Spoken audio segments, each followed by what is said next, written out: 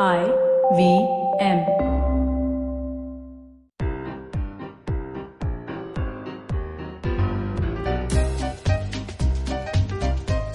Welcome to The Origin of Things. Episode 28, www.thomasandfrankscompany.com. This is a story of a website, which some British fellows were responsible for. 3 British fellows that you should know of in this story. The first was actually a doctor from Ireland. He preferred to go by his initials JE, so let's call him that. I assume that was Joseph Edward or something like that.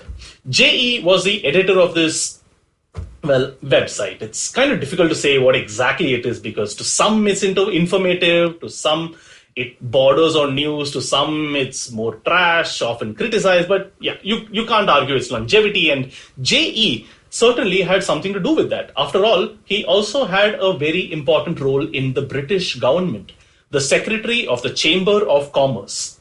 Whatever that means. Secretary of the Chamber of Commerce. I suppose it's something more important than answering the phone at the dining room of the finance ministry. No? Okay, never mind. Anyway, JE didn't stick around for too long, for the editorship would soon move into the hands of a gentleman called George. Of course, there's a George. I mean, what story of the British Isles would be complete without at least one George? George, as it turns out, was Scottish. I find it funny that a website with more traffic than the quintessentially British Sun, Mirror, and even the Financial Times was first edited by an Irishman and then a Scot. Anyway, George's extremely pro-British government stance was not completely well received by some of the, shall we say, more liberal-minded shareholders, and he was quickly replaced with Robert. With me so far? JE, then George, then Robert. Robert Knight. And he seemed to be a good chap, this fellow.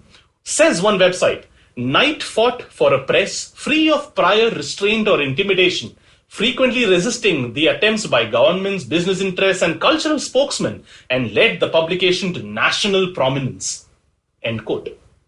That's reassuring. So now that we know that the content is in good hands, let's see who owns this publication, this website that we're talking about.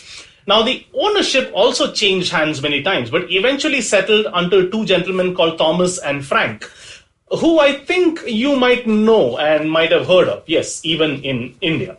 Thomas and Frank remain extremely well known. So let's look at both of them. Thomas, Sir Thomas, was a Conservative Party politician and for good measure also represented the Diocese of Rochester in the National Assembly of the Church of England. Thomas's business acumen and integrity really were important for this publication becoming as important as it is today.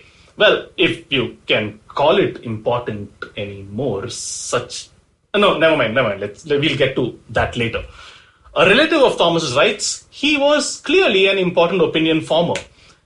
As a newspaperman who left school at the age of 14, he took an independent stance, speaking truth to power when he could.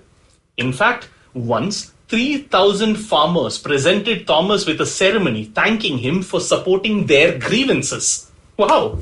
Right, so that was Thomas. Let's meet the other owner, Frank. Remember, the other owner? Let's recap, right? So this publication's editorship went from JE to George to Robert.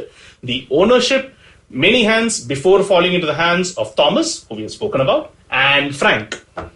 Now, of Frank, to be honest, or to be frank, never mind. Of Frank, not much is really known, except that he tragically died of drowning along with his son. And that seems to be pretty much all that the world really knew of him. The joint stock company that he created with Thomas, the other owner, however, is one of the biggest names in media today. How big?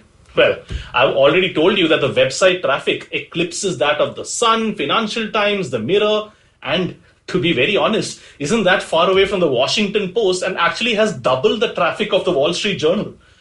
Its critics often say that's not news. So if we were to actually compare it with outside the news category, it doesn't actually fare too badly. It's got 7 million more visitors per month than BuzzFeed, 80 million more than Cricinfo, which that number was from before the lockdown, to be fair to the world's largest single sport website, marginally less traffic than Flipkart, and, well, if you must know, around 165 million more than Grass City, the premier destination for enthusiasts of botany. Let's leave it at that. So what is this website? Maybe some of you are already perusing the top 20 sites in Britain. Not a bad idea after all, because I did mention several times that these were in fact British gentlemen. But to think just about website traffic would be to miss the larger importance of Thomas and Frank's company. You see, while the website was fairly popular, clearly it was an offline version that would become even more popular and arguably more influential. So much so that it eclipses all newspapers in Britain, even the Daily Mirror and even the Guardian. Heck, it even wallops the New York Times and Washington Post circulation. Not bad at all. You see, and I guess I need to fess up over here and give my big deception. J.E., George and Richard were indeed editors of this publication, but not of the website. Similarly, Frank and Thomas were owners of the publication, but not of the website.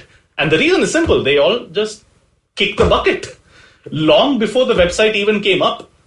Almost a century back. You see, while nobody except publication nerds might remember the editors, the owners are names that many might know. Thomas was Thomas Jewel Bennett, and his stock company's co-owner, the one who tragically died drowning aboard the SS Portia in 1915, was Mr. Frank Morris Coleman. Together, the two named their company Bennett, Coleman and Co. Limited, a name retained by the current owners, the Jain family, from their sprawling office, not in London, not in Liverpool or Bristol, as I might have led you to believe, but on Dr. Dadabhai Naroji Road in Fort Mumbai. And surely by now I have angered and pissed off some of you, for I have twisted facts and stretched the truth to suit my own selfish narrative. But hey, if you think about it, twisting facts and stretching the truth for one's own selfish narratives might just be the apt approach when you're talking about the times of India. See you next week for another origin story. If you like this podcast, don't forget to check out other interesting podcasts on the IVM network. You can listen to us and all our shows on the IVM Podcast app or ivmpodcast.com. You can also follow us on social media. We are at IVM Podcast on Twitter and Instagram. If you want to reach out to me, that's Chuck_Gopal on Twitter and Chuck of All Trades on Instagram. All links in the show notes of this episode. See you next week. I hope you enjoyed that show. I'd like to thank our sponsors this week, Paytm Money and Intel. We appreciate their support. It's been a really fun week, guys. We've had some great episodes on your old favorites. Cyrus Says, Advertising is Dead, Edges and Sledges, Football Shitball had a really fun episode as well. Definitely do check it out. I'm sure you're going to enjoy yourselves. And thanks for listening, and we hope to catch you again next week. Advertising is dead. Yep, you heard me right. Advertising is dead. We're all in the content business now. Let's not call it news, TV, radio, etc., etc. It's all content, and we're in the middle of this weirdly exciting phase where all the borders and lines that have been drawn over decades has been swept away by this lovely thing called the internet. We're a show where we don't dwell on just the stuff that is now, but rather the wider stuff about advertising, media, content, and the whole goddamn circus surrounding it. Tune in every Tuesday for our weekly unboxing of the mystery box we used to call advertising. I'm Varun Dugirala, co-founder and content chief at The Glitch, and this is my new podcast, Advertising is Dead.